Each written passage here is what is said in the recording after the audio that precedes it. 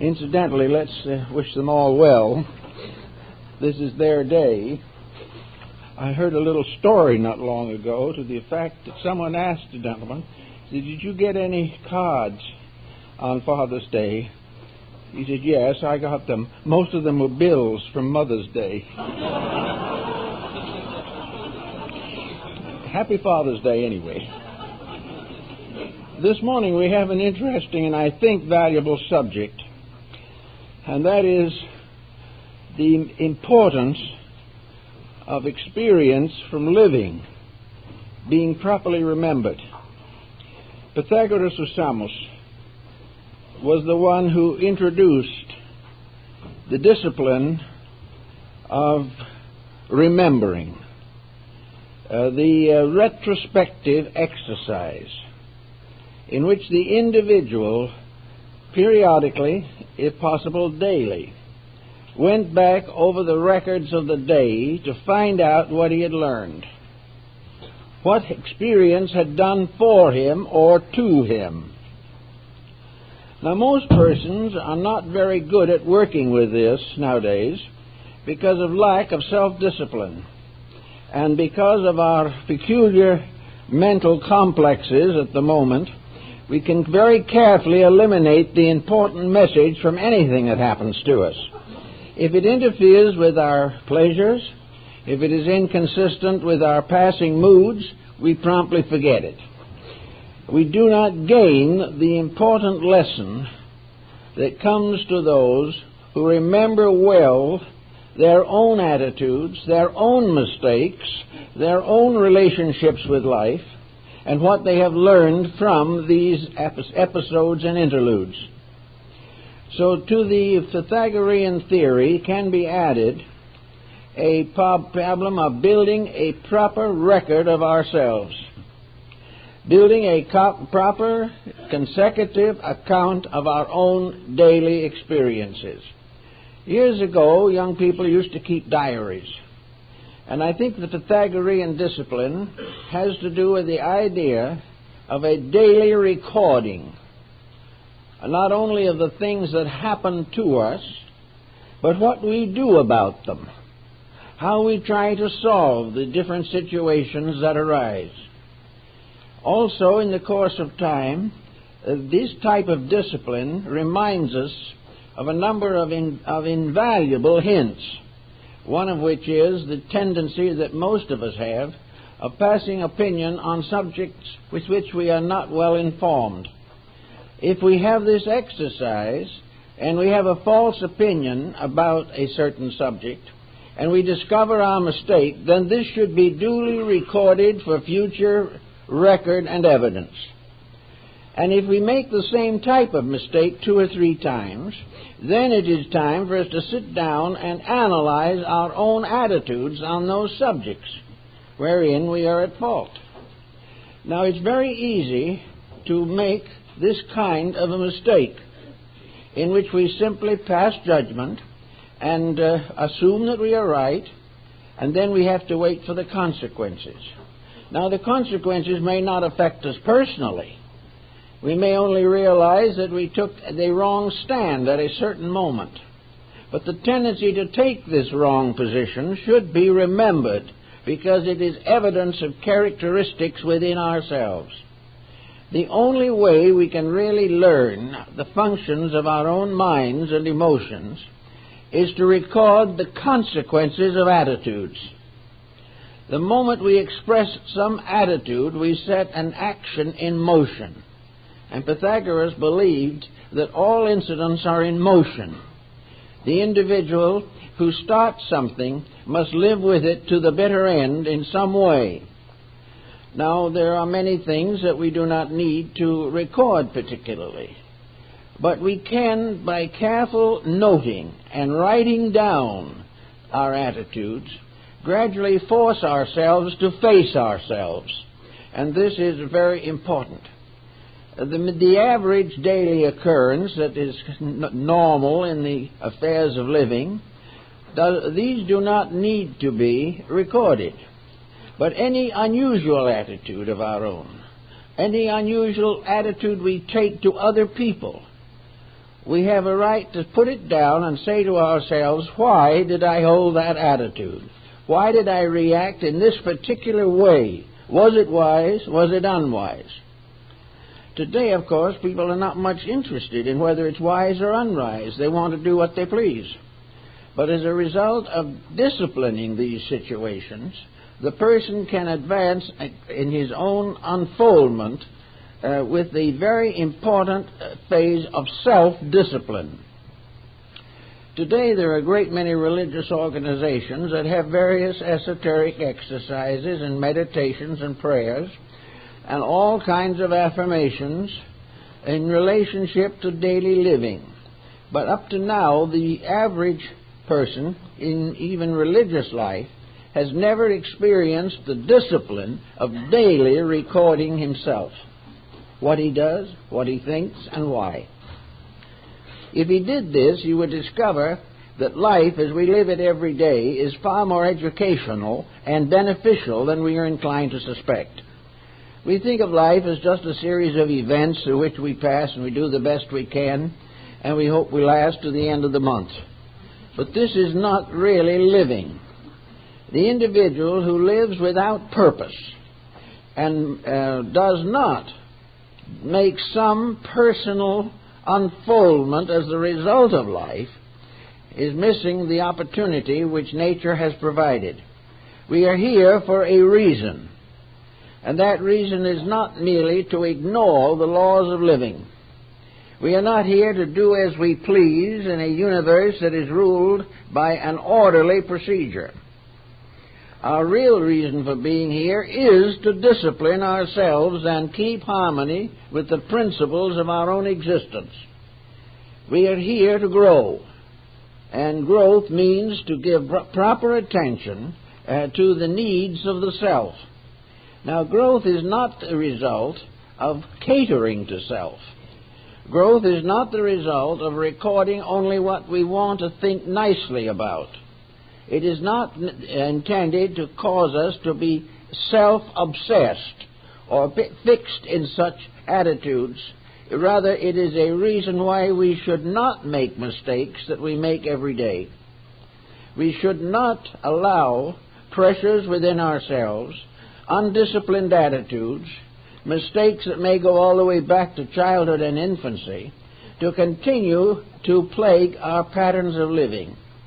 Every once in a while we get a chronic example of this in a problem of a person who has had several marriages, perhaps 3 or 4 marriages. Now, if this person had kept an exact record of their relationships and their attitudes through these 4 sessions, they would have learned a number of valuable things about themselves and why their relationships with others failed. Rather, they simply took the attitude that the marriage partner was impossible and started out and tried again. It never occurred to them that they were the one that was impossible. And they will never believe it unless there is written a record and a proper amount of witnesses and perhaps have the thing notarized. There's got to be some proof that the individual is wrong. And the only way he can get that proof is by being honest. And the only power that keeps him honest, for the most part, is a continual revelation of his own ineptitudes, constantly facing his own mistakes, realizing that they are his, and that no matter how much other people try to please him, they will never be able to save him from the consequences of his own wrong attitudes. So if we start in with some kind of a regular recording procedure, we can begin to discover the weaknesses in our own thinking. Many people are what we might term quick thinkers. They go from one thought to another very rapidly without giving weight to the attitude that they are holding. Prejudice is a very common form of this, and a prejudiced person will remain so till the end of his life unless he records the prejudice. If at the first time he develops a prejudice, he writes down what he did not like and why he did not like it in this particular person, He will then go along, and pretty soon he comes across someone else, and he has the same attitude again. And gradually he comes to find out, by careful thinking, that this prejudice is in himself. If he keeps his records correctly, he will also discover that he has lost something by being falsely prejudiced. He has lost opportunities to grow. In many cases he loses a job. In some instances he breaks a home. But gradually his prejudice is forced upon him for consideration if he writes it down. If, therefore, he begins to write a biography of a prejudice and includes this in his records of his own life, he may in due time outgrow this by discovering the fallacy of it. He will also occasionally find a person against whom he was prejudiced turns out to be a very good and sincere friend. This should not be allowed to just drift by with no one paying any attention to it. We should never dislike a person and then suddenly like them and not know why. All of these changes of moods, all of these reactions to circumstances should be duly and properly noted, so that the person can go back over the day, a month, or a year and try to discover, if possible, what he has gained from a series of incidents which for the most part he might pass over without a second thought. Also, he can keep record of his preferences. He can keep track of the number of hours he spends in front of a television. He can keep track of the programs that he turns on and those he does not turn on. He can examine himself to find out, if possible, why he is particularly appealed to by crime pictures or by sports or by research projects. He will learn something about himself.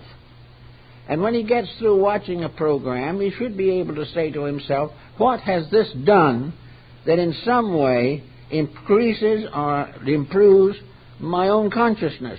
What have I learned that is helping me to grow, to become a better person? Have I a secret tendency to turn the program off, but rather let it run through? All of these actions bear witness to character specifications and specialties, and we have a right to understand them. These characteristics all add up over a period of 60, 70, 80 years into a lifetime, and a lifetime that is lived on the basis of attitudes that cannot be sustained, that are not reasonable, that are not factual, and that add nothing to the positive growth of the individual. If we miss all the opportunities to be better, wiser, and more thoughtful, then life as an experience is an almost complete failure. We are here to learn, not to dawdle our way through the years. We are here to find out how to be better and to do better and to understand more and dedicate more of ourselves to common good. If none of these elements are encouraged or nourished, and we do not even realize that we are wasting a lifetime, then it is our own loss.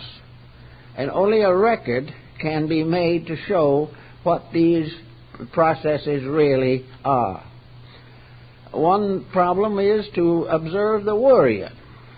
Now, the worrier constitutes a person for whom a complete column in such a record should be set up, to find out how many times that individual has worried about something that never happened, worried or feared that which, when it occurred, was not difficult at all, worried about other people when these other people had no interest in this effort of their friend. People that we are worrying about are probably also worrying about us. And we know that they need our help, but we do not realize that we need their help. We have to learn these things. And writing it down, underscoring it, comparing the situation on Monday with the consequences on Tuesday, day by day, monitoring conduct can be a very important experience. Now, most people are not much interested in building a great big book in the course of a few months of all their peculiarities. Therefore, we can use a sampling process. We do not need to write down everything, but we can take 2 or 3 areas in which we know we are in trouble most of the time, where there's lack of patience, lack of insight, lack of kindness, that in one way or another we are spoiling chances, and we are failing in the experience of becoming better every day. And the thing that is preventing this improvement is a series of negative patterns in our own minds. Therefore, we can take 3 or 4 distinct difficulties which have been allowed to increase over a long period of time, which we have perhaps burdened ourselves with since childhood, and we can gradually weed them out, discover the fallacy and uselessness of them, that all this worrying put together has not done one thing to advance our insights unless we learn how to stop worrying. Now, worrying is something that is natural to human beings. Even we find evidences of it in the animal kingdom.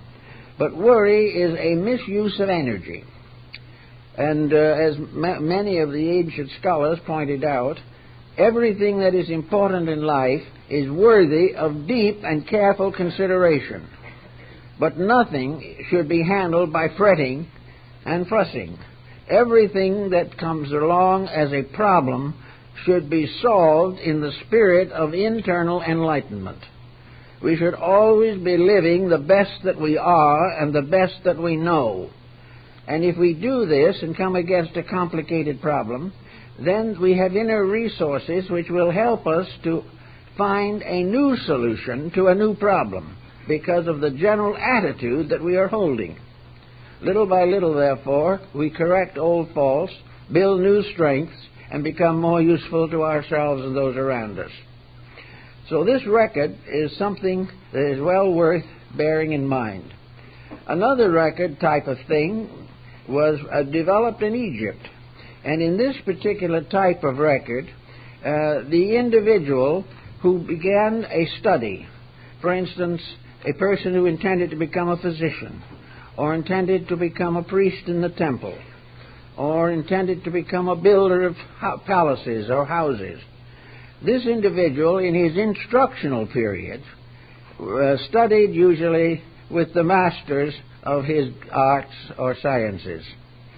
And when he was ready for his graduation, he was supposed to prepare a paper, a dissertation. The idea of the dissertation has continued to annoy young people now. A dissertation is usually a headache, and a doctoral thesis is enough to cause a person to collapse in one way or another, because it is meaningless. It tells nothing that is real. But the idea behind it in the first place was really a very good one. This dissertation should be a simple statement on the part of the graduate of how he wanted to use what he had learned for the common benefit of mankind.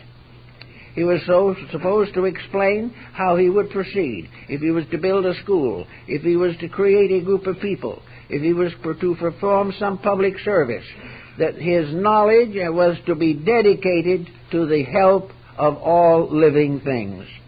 And he was going to explain in his case how he actually intended to do this, what his steps would be, 1, 2, 3, how he would proceed after graduation to make the education he had received valuable to others.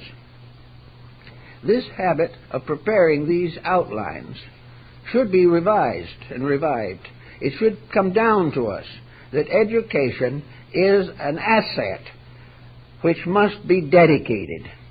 It must be given to the source of all need for the advancement of and enrichment of all good in nature. Otherwise, its primary purpose has failed. So here's another problem of how the individual is going to take what he knows and use it. Now, perhaps you may decide that he is going to take what he knows for further research, that he has found a problem that others haven't solved, and to this he will dedicate his life if it is useful and necessary. So he has a project and a plan which he is expected to fulfill. and if he varies from this plan or fails to fulfill it, he is subject to criticism and condemnation not only by his own teachers, but by society in general. Another interesting phase of keeping records you probably have observed in TV programs. You find an archaeologist out in the field working in a mud hole or an old wall or something. But if he has a pick in one hand, he has a pencil and paper in the other. Every single thing he finds out he's writing down. Every step of his discoveries, every inch of soil that he has turned is noted. Where and how the artifacts were accumulated is carefully recorded. Or out in the field, someone is studying animal life. They also are watching the animal very carefully, but they have a paper and pad and pencil with them. They have watched and studied the habits of these various animals and have recorded them accurately in order that science and ecology in general might be of greater service to the preservation of various forms of life. Now, what we really need most of all sometimes is that pad and pencil to discover the eccentricities of ourselves. We must discover which layer of what we are functioning in and what we have dug out of our own subconscious. And if it is no good, we should analyze it away, understand it, and realize why it is worthless to us. All this careful self-estimation, however, has to avoid one danger, and that is excessive self-centeredness. The individual who is just self-centered and is doing all this simply because he wants to be more arrogant or successful, or is concerned primarily with financial improvement, this is a failure. But if he is honest in the recording of his own attitudes, it will in many instances demonstrate to him why the search for fame or the search for wealth is a delusion. But as long as he believes in it, he will suffer for it. And until he records day by day the incidents leading up to accumulation and later do the scattering or disseminating of that which he has accumulated, until these facts are clear, he is not in possession of the real essential knowledge he needs. He can be warned and told by every counselor in the country that he should change his ways. But unless there are facts that cannot be denied by his own mind, he will probably continue in his present course. But when these things that happen on his own skin are brought home to him by thoughtfulness, and he realizes again and again what he is doing to himself, then gradually facts can take over. Facts come in as a useful way of pointing out a mistake. And where the mistakes are reduced, the life of the individual is markedly improved. Also, there are areas in which the person should note, for instance, the ability to carry responsibility. Is the individual by nature very thoughtful, very careful, very skillful in problems resulting from or involving accepting responsibilities? The individual should realize his depth and his limitations in this area. He should realize that he must have certain qualities of dedication if he is to be a truly responsible person. If he is careless in these matters, losses result, and the individual does not accept the experience. He keeps right on making trouble and sometimes gets himself into desperately difficult circumstances. Every phase of life must be made reasonable, must be made according to natural reason and natural law. The law of cause and effect is just about immutable. And in the common experiences of living, every generation has gone through the tribulation of setting in motion causes, but not being willing to accept the results. If, therefore, the individual, through experience recorded in his own life, sees the necessity of accepting the responsibility for the actions which he commits, he will then begin to observe those actions which he can live with and those which are too destructive to continue. This is a problem when you're alcoholic. It is a problem with narcotics. It is a problem with various drug addictions. The individual has not willingly or consciously accepted the inevitable evidence of the trouble he is making for himself. He is not saying, is it worth it, and deciding it is not. He goes along from day to day, and by gradually weakening his mental resources by the abuse of them, he comes finally to be a hopeless addict to something. And this, by this time, he may claim not to be able to change the situation. One other problem which we also can classify is the energy use problem. We have within ourselves an energizing capacity. We are able to do things. We are able to explain and study and think and act.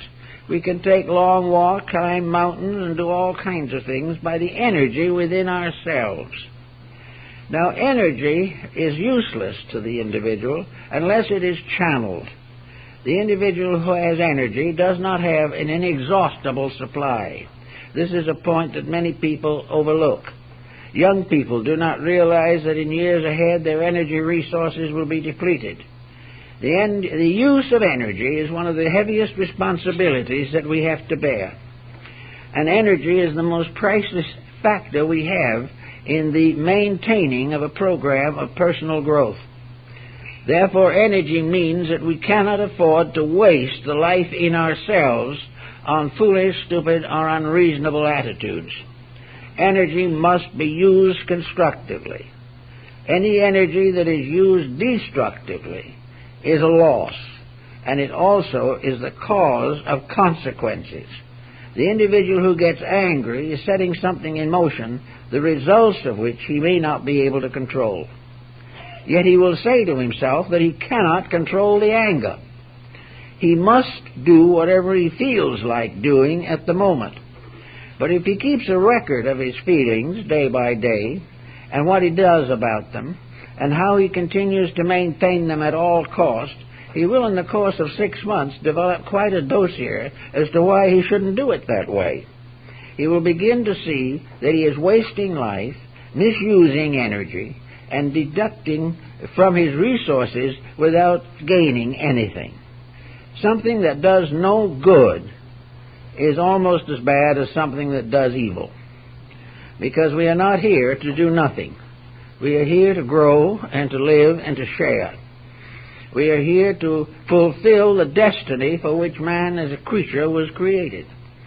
And we cannot do this unless we gradually gain control of this instrument, which is ourselves.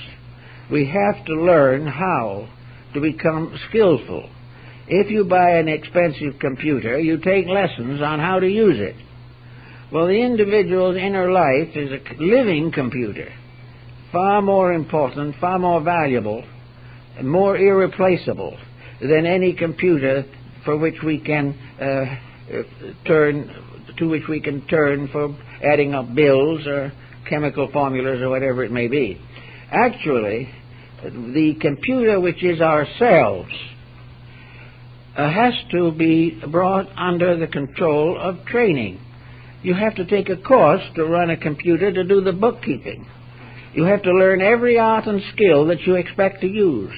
If you expect to be a musician, you must sacrifice a great deal of time and energy to mastering the technique. The same is true of the artist. The doctor spends years in training. The physician, the lawyer, the banker, all these require either long legal trainings or apprenticeships in the fields of their choices. This type of thing reminds us that we must take a course in running our own lives. If we don't, we're going to run them into the ground. If we do not do something to make sure that we are using our energy allotments satisfactorily, if we do not find out in course of time that the brain is a responsible organ in our lives, if we cannot justify the attitudes of our own minds, or cannot control and direct and improve the level of our emotional attitudes, then we probably are also having a bad time with the body, and everything is going to pieces because nobody is running the show. Now, we can say that the willful person thinks he's running the show. He wants to do what he wants to do, and that's it. But if it so happens that what he wants to do is destructive, it must inevitably end in disaster.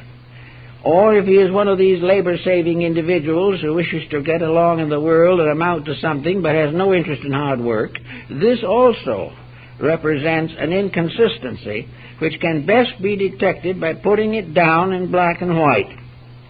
In other words, we've got to honestly understand ourselves. We've got to realize that under certain conditions we are most likely to make a mistake, and that in most instances the mistake is due to intensities, prejudices, or ignorance. Therefore, we have to get over these particular problems. If we are confronted in life with a series of problems in a certain field, it becomes extremely important for the individual to gain all possible knowledge and insight concerning that field. If we want to use the universal knowledge of nature wisely, we have to find out how to apply it to the special problems of daily living. Now, some people feel that it's a waste of time to find out the answers to problems which perhaps do not bother them. On the other hand, those same problems may bother their children, their parents, their marital partner, or their friends and neighbors, so that they become addicted to passing on recommendations which do not arise from knowledge, but come off the top of the head as the feelings of the moment.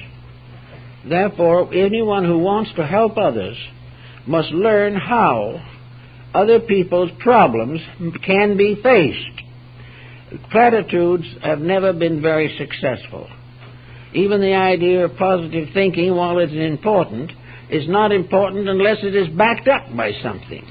The positive thinker must also have a positive inner consciousness of what is happening, must learn in one way or another to become a valuable source of good for other people. If we are not a valuable source of good to others, we will probably be a valuable source of trouble. We will be constantly developing new problems for the people who turn to us for help. So in the problem of working with these situations, we have to keep the records. These records are like the history of an organization. They are the autobiographies of attitudes. They are the history of ourselves. And as though we were planets, or as though they were infinite forms in nature, that the individual is like a solar system, that he is like all of the cosmic world around him. He has his history, he has his laws, he has his reasons and its principles. And he, as an individual, is at the moment the ruler of his own life. And this is a responsibility heavier than many people want to bear. But we have to gradually become the ruler of our own lives. Now, in doing that, the mystics and people of this thought have decided that the best way to be a ruler of our own lives is to keep the laws and principles of the great spiritual traditions which we believe. The average individual is not going to be a great scientist in these matters, but he can and will have as a resource, and we all have, the traditional integrities of our race. From the very beginning of our time, we have known certain people whose conduct we admire. They were the unselfish ones. They were the dedicated people.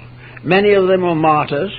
A great many of them went unknown and unrecognized down the corridors of time, but have gradually emerged because of their integrities. So down underneath everything, the average human being believes in an integrity of some kind. Now the problem is to apply it to himself, that he will learn not only from his own experience, but from the compound experience of his race, of his generation, and of the very world to which he belongs. All of these lessons are available to us, but sometimes we don't even want to bother to look for them. It becomes too involved, and furthermore, we have a sneaky suspicion that if we found out what was right, it would frustrate us considerably in our daily conduct. We would not be able to do with good spirit the things that we should not do, and our life would develop frustrations. Nature doesn't want anybody to be frustrated. Frustration is really an interference with the natural flow of life. A frustration is an individual who is cutting off something that he probably should develop, mature, and learn to use. Frustrations, therefore, benefit very little, and are things that should be overcome. Another thing that we face, and which of course comes down to us from the past, is the tendency of the idealist, or the person who wants to grow, to isolate himself. This, in my feelings, would be the supreme selfishness. We are not supposed to isolate ourselves and try to be better than other people. What we are supposed to do is examine ourselves and find out how we can become more useful to other people. It isn't a case of gaining all this for ourselves. It's a purpose of becoming better pens in the hand of a ready writer. We want to be servants of realities, servants of truth. We want to be helpful, good Samaritans, and all these things. But this can only happen when the individual improves himself. To put himself in a condition where he rejects learning, where he goes off by himself to be free from temptation, he becomes weaker and weaker, and gradually loses the benefit of this life, and usually has to come back again and do it over, because he has simply refused to accept the reason for his own existence. If, however, the person feels that in discipline there are certain experiences that are necessary to him, then perhaps for short periods of time, for his own growth, he may require solitude or isolation or retirement. But this is a temporary thing, only to give him the courage and strength to go on with his major commitments. The major commitments, therefore, are at the top of the pad when you write this book about your own life. What are you trying to do? What do you believe is worthwhile in your life?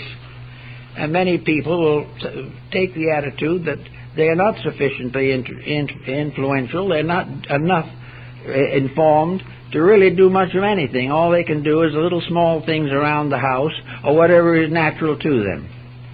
This, again, is a mistake, because while it may well be true that they are not available for heroic decisions, the individual, no matter what condition he finds himself in, is in a position to plan growth, to plan a future, to plan even small things which are going to occur to him in his daily living. Every individual, for instance, has to plan his own retirement, or plan how he will use those years of life in which his physical activities are likely to be restricted. He must plan for this type of thing. He does not want to wake up sometime and find himself dumped into a retirement situation in which he has nothing to live with and nothing to live for. He should begin at the beginning of life to plan a useful way of life. Every individual should have a column in his book as to what he is going to do to make things better for the world in which he lives. How he is going to, in small ways at least, be a sincere example of integrities. Sometimes the best thing the individual can do is to live a good, quiet, cheerful, useful Christian life. This may be the fulfillment, but there can be a great ministry arise from this. The well-adjusted, conscientious, dedicated person is an example which can lead many others to the strengthening of their own characters. Therefore, no good deed is ever lost. No good effort is ever without its proper consequences. But very often these consequences are not what we want. Sometimes we think a good deed ought to result in an indebtedness in which we can lean on these people for the rest of their lives and ours. This is not the answer. But where a truly dedicated life meets its burdens, responsibilities, and changes of existence with dignity, with simplicity, and with the prevailing natural optimism, there is something much to be said that such a plan can be made to work. It can be made more and more workable in a situation in which many people are living today much longer than their forebears did. With an expectancy today of at least 80 years, and very possible 85 or 90, the individual should very definitely not retire from the human race when he retires from work. He should not give up all of the purposes of life. He should rather discover new and more important ways of contributing to others and advancing self in understanding and insight. Now, everyone needs to know a little more than they do, although some won't admit it. And in trying to find out things, there are certain areas of knowledge in which it is very useful to share the experiences of others. And always in this world, in its present complicated condition, the experiences of other people, for woe or weal, can be observed. We can learn certain things from the experiences of others, as well as from our own. Or we can find out that we are right or wrong, or come at least into certain certainties or uncertainties by comparing our experiences with those of our associates. Therefore, a sharing of experience is very useful. But this is not a sharing of opinions. It is a sharing of the experiences that can be justified and proven as factual. And by gaining the benefits of experiences in fields which are not our own, we gain a larger and broader approach to life. A clergyman or a teacher or an instructor in religious matters cannot hope to be perfectly informed on all the problems that a congregation or a student body may bring to him. He cannot have been through every type of experience. He might like to hope that he may have a grand key which he can apply to all types of experience, but very few have succeeded in this actually, because there has to be a certain factual relationship between the person and a circumstance before he can be an authority on it. But the people who come expect help and need it. So the only recourse under such conditions is to find out from those who have specialized in other fields the best available information that can be passed on to this particular person in trouble. It's safe to say that in the course of a ministry of 25 or 50 years, the individual, the teacher, will be required to bring some type of consolation or insight to persons of hundreds of different characteristics, different characters, different relationships with life, different races, different nationalities, different religious denominations, different arts and sciences. All these people, regardless of what they're in, get into trouble. They get into situations which they cannot handle, and they come for help, and they expect to have it. And of course, in actuality, probably the only thing on earth that can possibly bring answers to all these problems is divinity itself. But to the average practitioner in any field of public service, there is a responsibility to bring the best available information, to give to the person in trouble that which is the best known solution to his problem. And to do this, we have to continually work with various fields of knowledge. These fields of knowledge do not necessarily become obsessional. We do not have to allow ourselves to fall into a slough of despond over the conflicts of knowledge, but we do need, if possible, a working basis to help other people. And we cannot assume that these other people will all be benefited by that which is most appealing to ourselves. We have to be prepared to meet these different situations that arise in life. Therefore, it's a good thing sometimes to keep a casebook. If you are in public life and are working as a teacher or counselor or in healing or any of these fields, it is very advisable to keep a good, solid record of what has been done to each individual, how they have been worked with, what their problem was originally, and the best information, the best light we could cast upon this subject. Another might do much better, but that we had done the best that we could. Then we have to watch and see what happens. And if we find out in after time that our advice has not been good, that the individual either could not or did not apply it, then we have to give further thought to the situation.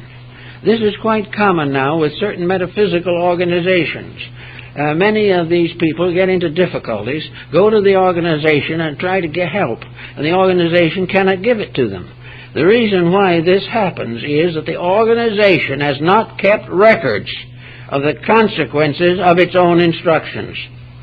It is said that this all was an inspired situation, that some divine power was back of the whole thing, and if anyone got into trouble as a result of it, it would have to be considered their own fault. This is an evasion of fact.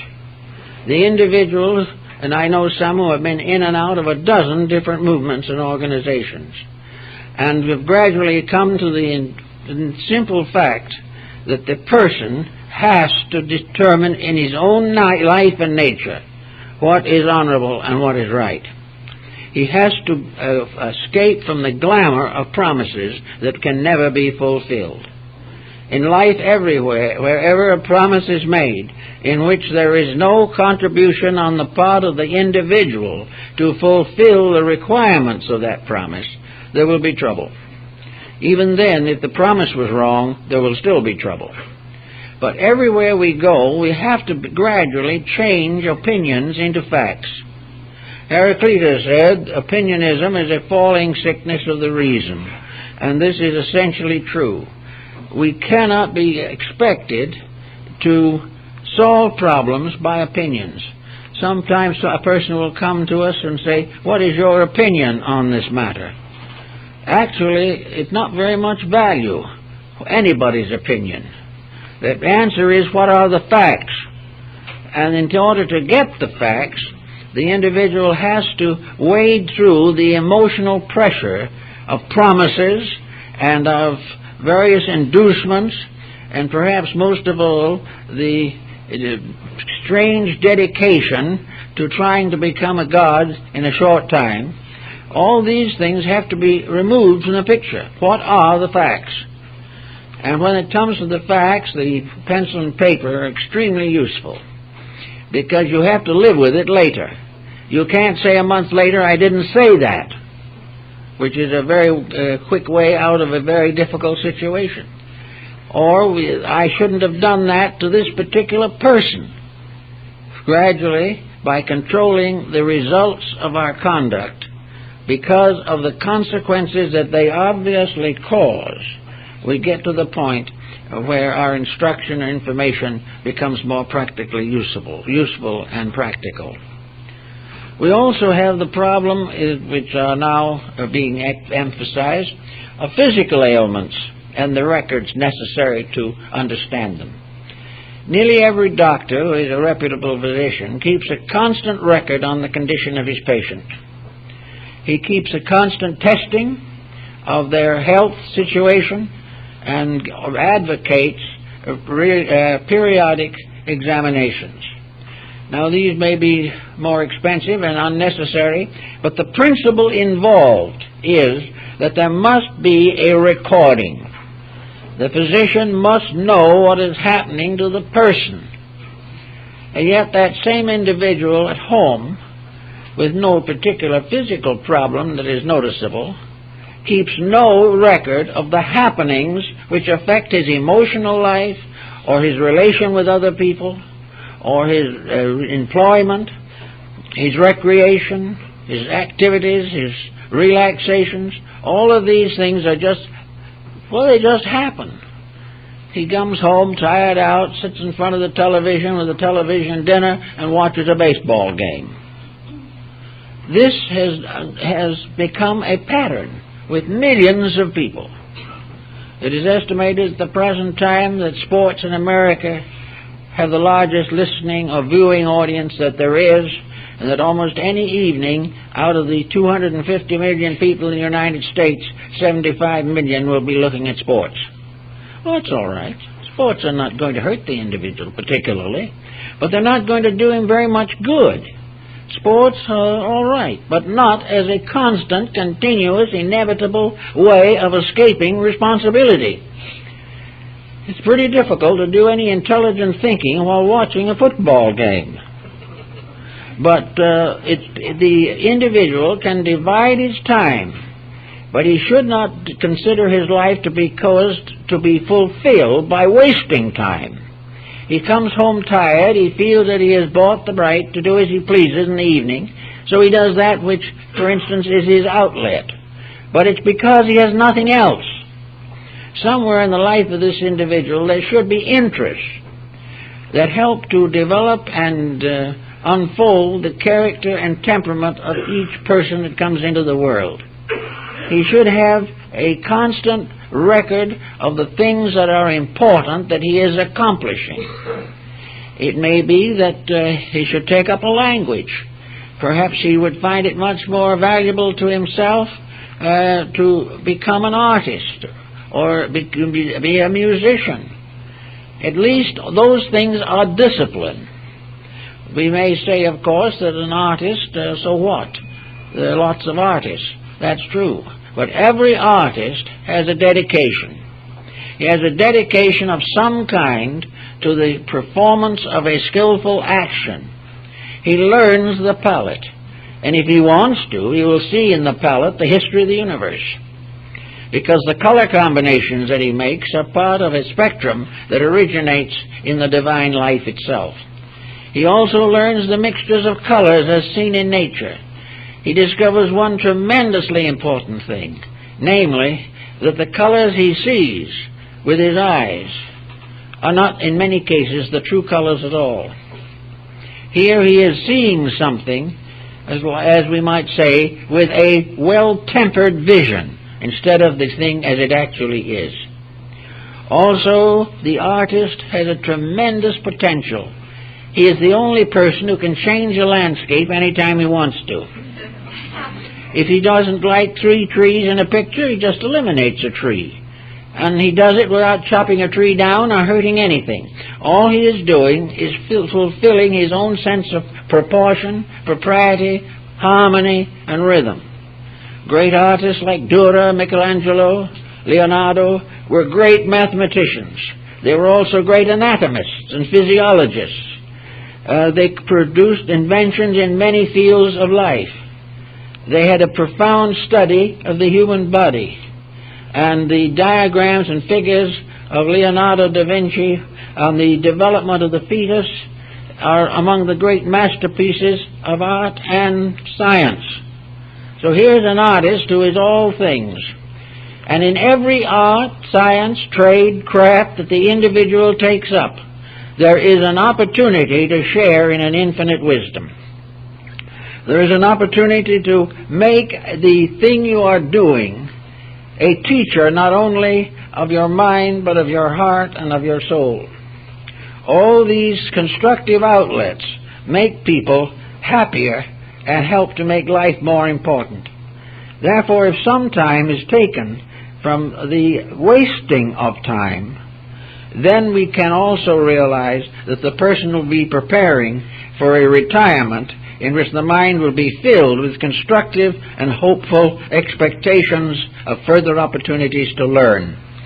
These are the things that make life important. Muhammad always divided his day by the 24-hour rule. 8 hours of work, 8 hours of rest, and 8 hours of service. The individual has the opportunity to take recreation and make it the basis of the most happy and wonderful experience of growth that is imaginable. Recreation is a kind of dance of life, as Havelock Ellis called it. It is an opportunity for the individual to have the joy and glory of moving along toward the source of all good, and doing it in a happy way. But for some reason or other, we have become of the mind that if it's good for us, it's unpleasant. This is not according to good sense or according to good religion, but it has involved itself in practically every aspect of human growth. To be a growing person, you must be a frustrated one. This is as far from the truth as anything you can imagine. To be a truly growing person, you must be a completely free person, free from the fallacies of your own attitudes. This does not mean that you go up on the top of a mountain.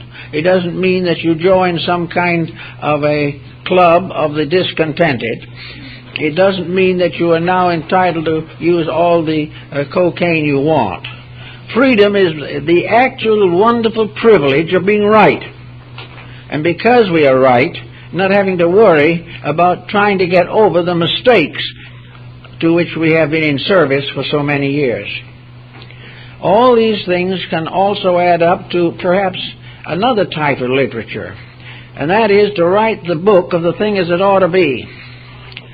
You might sometime find it interesting to take yourself as the hero of the world. Now this sounds like audacity right now. This, the individual will say, it's never going to happen to me. At least that's what he says, but a lot of them believe it is. Anyway, the idea, however, is that you're the hero of a story, and that this story is your own life, and that therefore you're going to write a wonderful play, a wonderful drama, a great book on a fictionalizing of your own life.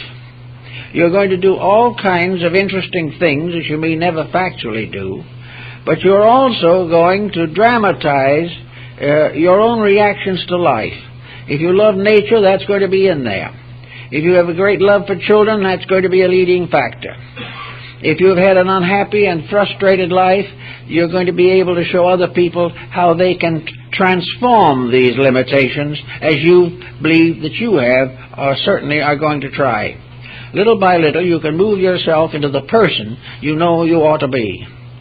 You're the person who is kindly to others, temperate in all their attitudes, lives without over-domination of ego, is not much interested in fame or fortune, but is interested in living an unfolding of personal existence toward reality. In other words, to fulfill the reason why we are here. Now, some people will be able to approach this very carefully and very cautiously, very thoughtfully. To others, it'll be simply a general motion. But if it's nothing more than a natural resolution to correct faults one by one, it is a tremendous motion in the right direction.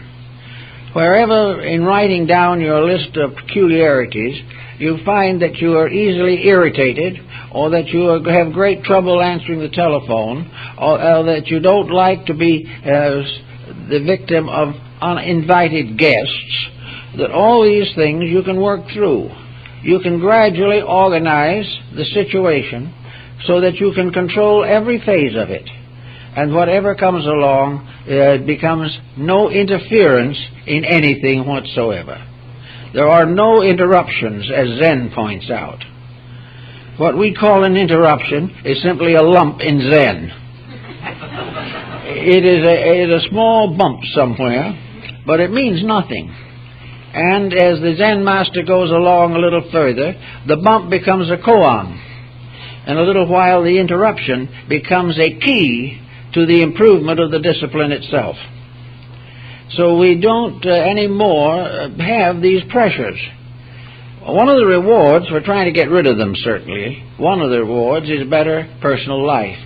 A second reward is greater usefulness to other people and the improvement of our characteristics and our temperaments. Another reward is our relationship to the younger generation that is coming up. A generation which is in deadly need, in terrific need of good example.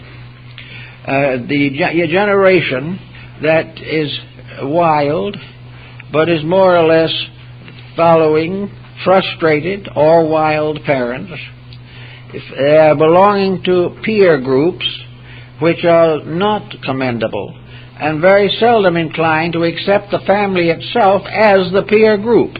It goes outside to those who break the rules and become the heroes. Now, this type of thing becomes a responsibility for all thoughtful persons. The older generation must begin to give a better example to these young people. It must begin to live as it would have those young people live. It would have to gain their confidence. It would have to prove that the parent is thoughtful, reasonable, factual in his recommendations. And if he claims to have ideals, that he is living them or trying to as well as he can. To try to teach a child morality with no intentions of applying the rules to your own nature is one of the reasons why we are in the present condition. Everyone busy doing what they want to do and neglecting what they ought to do. Wherever children appear, they are a responsibility that must be faced, and every effort to avoid that responsibility should be written down in the little black book, because it is something that you're either going to have to correct or there's going to be a sequel in that book that you're not going to be very happy about. But if the individual observes and can write down the number of times a child's interruption has been rejected, don't bother me now, I'm busy, on how many times the interruption has been accepted and the parent and child have settled down to discuss something of great importance to the child. Well, you can write out these things, you will find the consequences just pile right up. And you can say beyond all doubt that you have actual, factual proof that the enlightened and dedicated life is right and is the thing that pays off and will give the person the greatest opportunity to be of service to other people.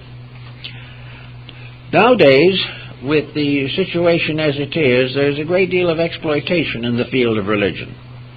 There are a great many organizations that promise what they cannot fulfill, or are recognizing the possibility of financial advantage from the confusion and bewilderment of people. In other words, there are thousands, millions of people in the world today who honestly believe, or think they honestly believe, that they can buy salvation. They believe that if they can build a church or put in a stained glass window, they belong to the elect. They believe definitely that they can contribute without contributing anything of themselves. The individual may, out of charity and understanding, contribute to causes. There's no reason why he shouldn't. But there is no way by which a contribution can be assured to be the basis of an immediate or reasonably immediate salvation. The individual is saved not by that type of thing, for he's giving the least part of himself. He's giving something he couldn't take with him anyway. He's sometimes giving something he got dishonestly in the first place.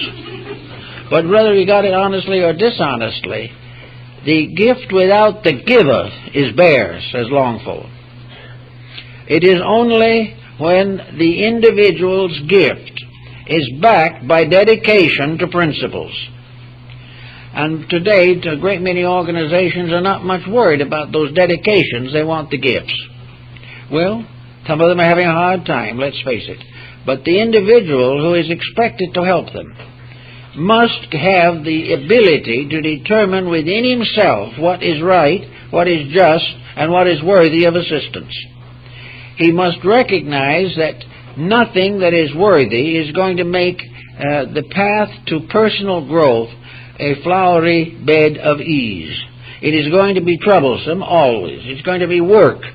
The individual must fight continually against the conspiracy of selfishness within himself.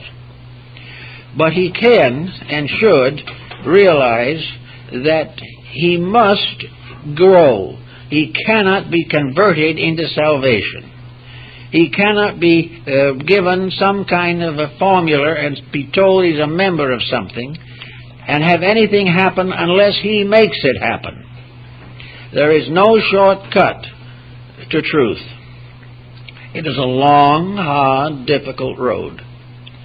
But it is something that gradually becomes so magnificent in its own nature that regardless of what it costs, the individual would not compromise it even for a moment.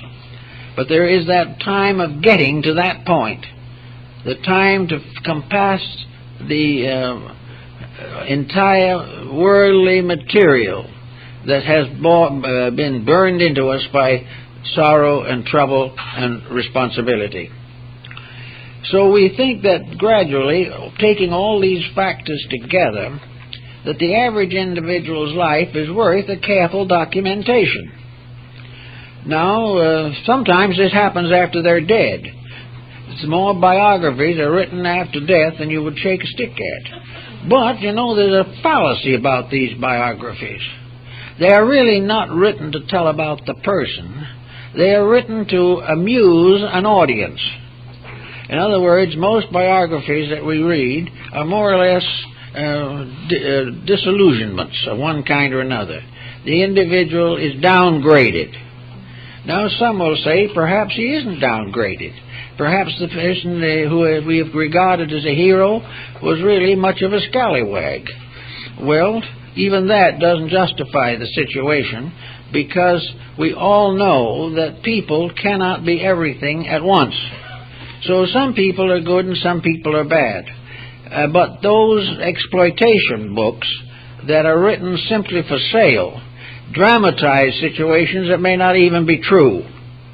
But if the time comes later when honesty prevails, we can imagine a biography written after death by somebody who really tried to tell the facts of a case. Perhaps our own little book, diary, that we have kept down through the years could inspire someone to a great book. A book that would be honest, would tell the troubles and the struggle and the victories, the defeats, the individual bowed down to earth and rising victoriously again. It would be a story of an individual groping after realities and dedicated to the finding of them. He may pass out of this life without finding many of them, but he'll find a few. But if his dedication is once established, and the only thing he really wants in this world is to know how to help, how to be useful to the divine plan of things, when he gets into the other life, he probably will have further opportunities to grow, and he will be rewarded not necessarily for his achievements, but for his dedications. If he has tried in small ways, he will be better off than those who didn't try in big ways. It is all a matter of growing. And the idea that Pythagoras had in connection with this keeping of records was to make the individual his own teacher. How by little thoughtfulness and by observing the consequences of what we do, we will gradually learn to live better. We will gradually find out that when we hurt another, we ultimately hurt ourselves. And as some of the Oriental philosophers have said, when we hurt another, we have hurt ourselves in the other. Because actually there's only one life anyway. And when we do ill to one, we do ill to the source of all. So we try our best to do things constructively, and we try to organize our daily life. We can start in by taking a single day and trying to organize it, and then seeing what happens. We will find by the second or third day the organization crumbles under the pressure of unusual or unexpected events. But with a little effort, we can finally discover that many of these events that have interrupted a pattern can themselves be eliminated, and the person can continue the projects or the purposes for which he is dedicated.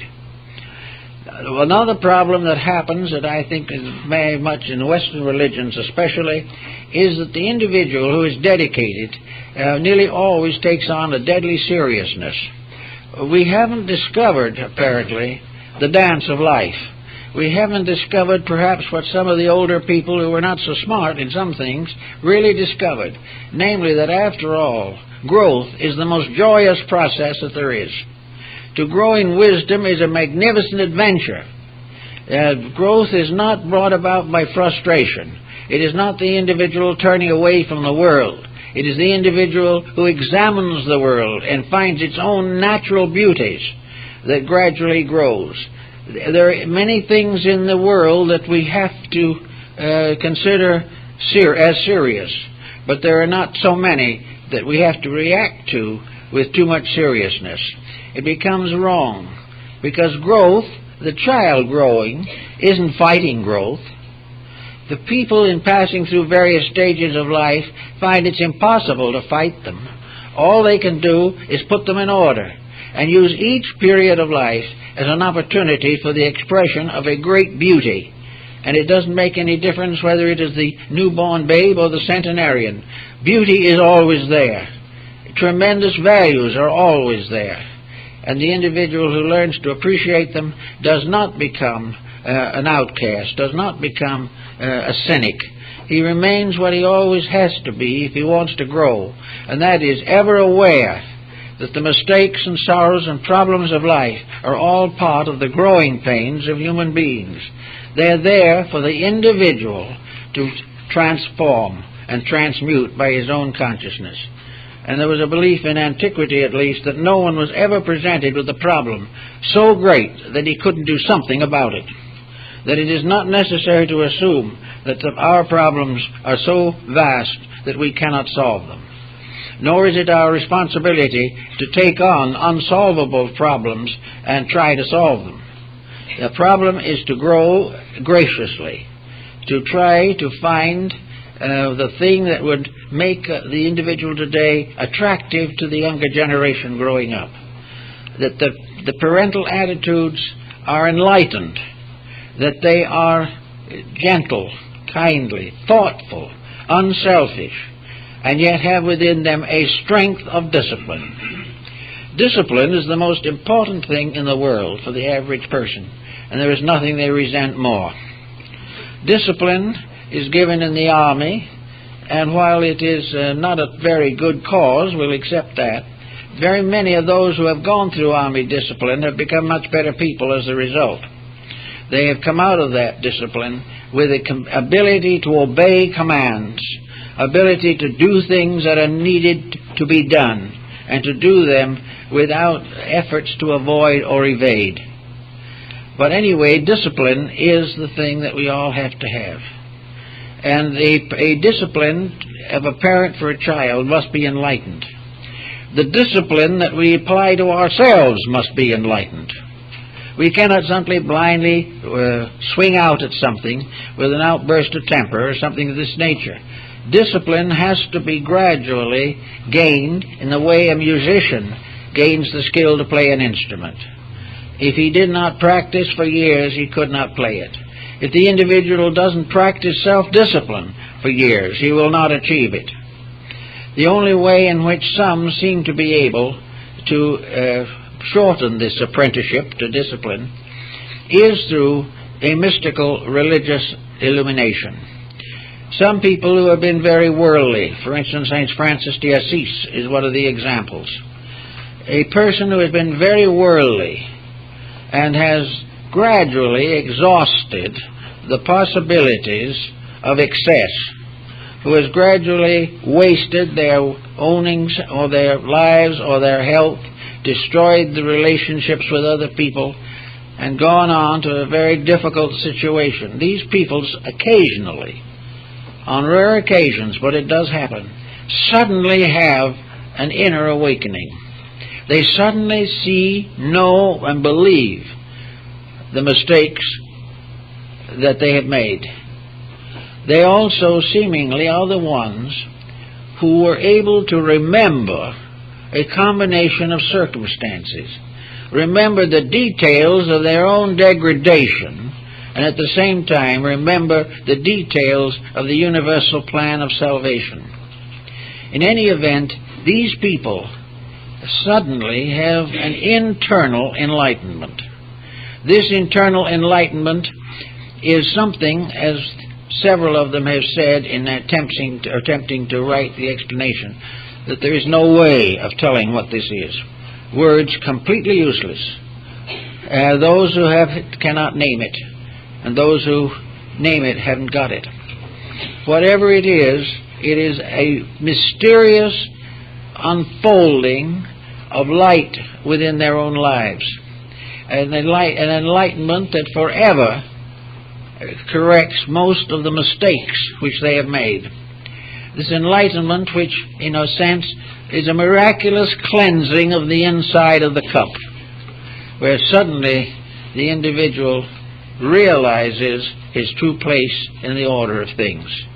In the case of St. Francis, we know the story of a tremendous dedication, a story of reaching out towards all things that live. St. Francis preaching to the birds, St. Francis representing pain and sorrow as his brothers and sisters, everything strangely transformed into a mystic ritual of regeneration. A certain story of that, a similar story, is told in St. John of the Cross and many others. But it is a tremendous psychic enlightenment. It is as though a mysterious spiritual bomb had exploded within them and destroyed worldliness. This type of thing doesn't happen to everyone, but it does also come in smaller assignments and arrangements. So against certain retributional processes of life, there is this tremendous dynamic change of life. It is real because the individual no longer is capable of doing the wrong things that he did before. He can no longer go back. It isn't a discipline that he imposes upon himself. It isn't something he says, I shouldn't do it. It is something that from the soul of himself he says, I can't do it. And once this becomes a solid thing, that the person can no longer break the rules, because suddenly the rules become the most beautiful things in creation. When this happens, of course, the individual has in a sense transcended the long process of gradual self-discipline. And it is therefore perhaps why sometimes the greater sinner becomes the greatest saint. It is something, a revulsion against evil. But we don't always have that. We don't even need it necessarily unless it is next for us.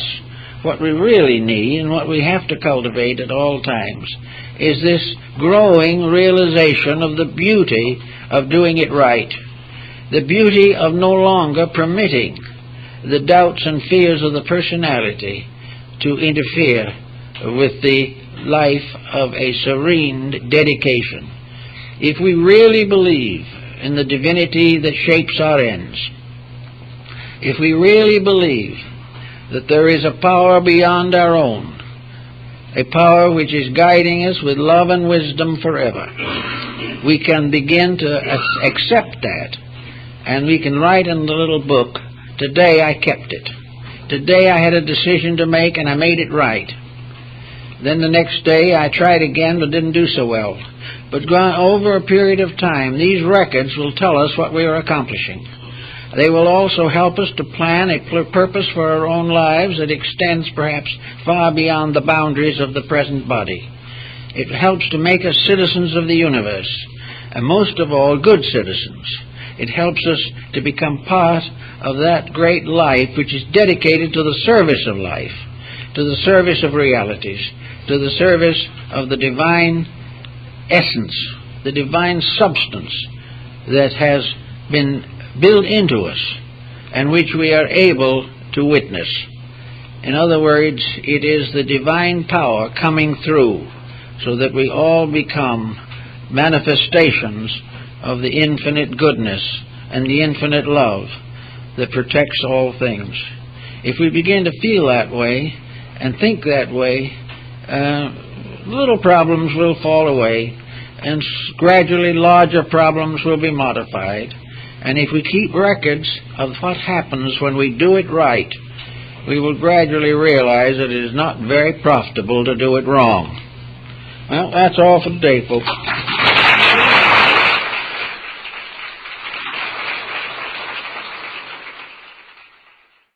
That we make every day. We should not allow pressures within ourselves, undisciplined attitudes, mistakes that may go all the way back to childhood and infancy, to continue to plague our patterns of living. Every once in a while we get a chronic example of this in a problem of a person who has had several marriages, perhaps 3 or 4 marriages. Now, if this person had kept an exact record of their relationships and their attitudes through these 4 sessions, they would have learned a number of valuable things about themselves and why their relationships with others failed. Rather, they simply took the attitude that the marriage partner was impossible and started out and tried again. It never occurred to them that they were the one that was impossible. And they will never believe it unless there is written a record and a proper amount of witnesses and perhaps have the thing notarized. There's got to be some proof that the individual is wrong. And the only way he can get that proof is by being honest. And the only power that keeps him honest, for the most part, is a continual revelation of his own ineptitudes. Constantly facing his own mistakes, realizing that they are his, and that no matter how much other people try to please him, they will never be able to save him from the consequences of his own wrong attitudes. So if we start in with some kind of a regular recording procedure, we can begin to discover the weaknesses in our own thinking. Many people are what we might term quickly. We may only realize that we took the wrong stand at a certain moment. But the tendency to take this wrong position should be remembered because it is evidence of characteristics within ourselves. The only way we can really learn the functions of our own minds and emotions is to record the consequences of attitudes. The moment we express some attitude, we set an action in motion. And Pythagoras believed that all incidents are in motion. The individual who starts something must live with it to the bitter end in some way. Now, there are many things that we do not need to record particularly. But we can, by careful noting and writing down our attitudes, gradually force ourselves to face ourselves. And this is very important. The average daily occurrence that is normal in the affairs of living, these do not need to be recorded. But any unusual attitude of our own, any unusual attitude we take to other people, we have a right to put it down and say to ourselves, why did I hold that attitude?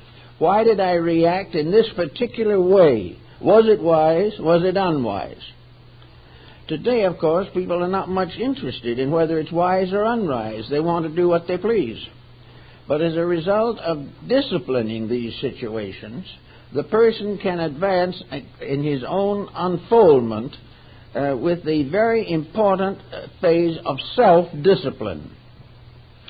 Today, there are a great many religious organizations that have various assets. Those who remember well their own attitudes, their own mistakes, their own relationships with life, and what they have learned from these episodes and interludes. So to the Pythagorean theory can be added a problem of building a proper record of ourselves, building a proper consecutive account of our own daily experiences. Years ago, young people used to keep diaries.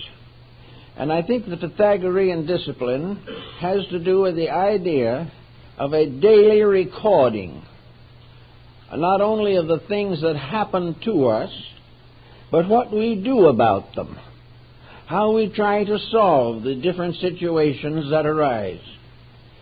Also, in the course of time, This type of discipline reminds us of a number of invaluable hints, one of which is the tendency that most of us have of passing opinion on subjects with which we are not well informed. If we have this exercise and we have a false opinion about a certain subject and we discover our mistake, then this should be duly recorded for future record and evidence. And if we make the same type of mistake 2 or 3 times, then it is time for us to sit down and analyze our own attitudes on those subjects wherein we are at fault. Now, it's very easy to make this kind of a mistake in which we simply pass judgment and assume that we are right, and then we have to wait for the consequences. Now, the consequences may not affect us personally. Exercises and meditations and prayers and all kinds of affirmations in relationship to daily living. But up to now, the average person in even religious life has never experienced the discipline of daily recording himself, what he does, what he thinks, and why. If he did this, you would discover that life as we live it every day is far more educational and beneficial than we are inclined to suspect. We think of life as just a series of events through which we pass and we do the best we can, and we hope we last to the end of the month. But this is not really living. The individual who lives without purpose and does not make some personal unfoldment as the result of life is missing the opportunity which nature has provided. We are here for a reason, and that reason is not merely to ignore the laws of living. We are not here to do as we please in a universe that is ruled by an orderly procedure. Our real reason for being here is to discipline ourselves and keep harmony with the principles of our own existence. We are here to grow, and growth means to give proper attention to the needs of the self. Now, growth is not the result of catering to self. Growth is not the result of recording only what we want to think nicely about. It is not intended to cause us to be self-obsessed or fixed in such attitudes. Rather, it is a reason why we should not make mistakes.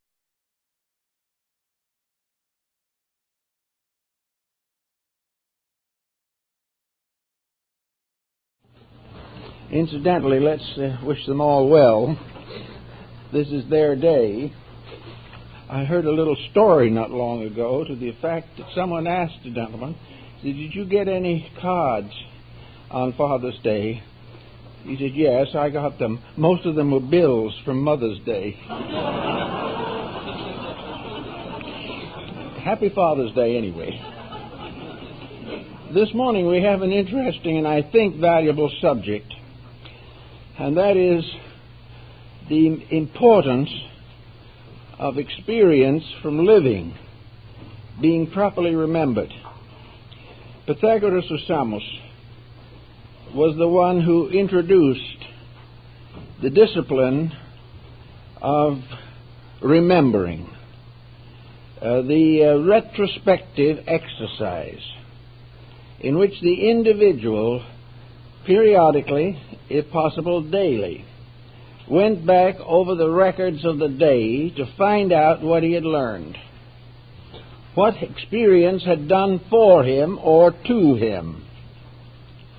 Now, most persons are not very good at working with this nowadays because of lack of self-discipline and because of our peculiar mental complexes at the moment. We can very carefully eliminate the important message from anything that happens to us. If it interferes with our pleasures, if it is inconsistent with our passing moods, we promptly forget it. We do not gain the important lesson that comes to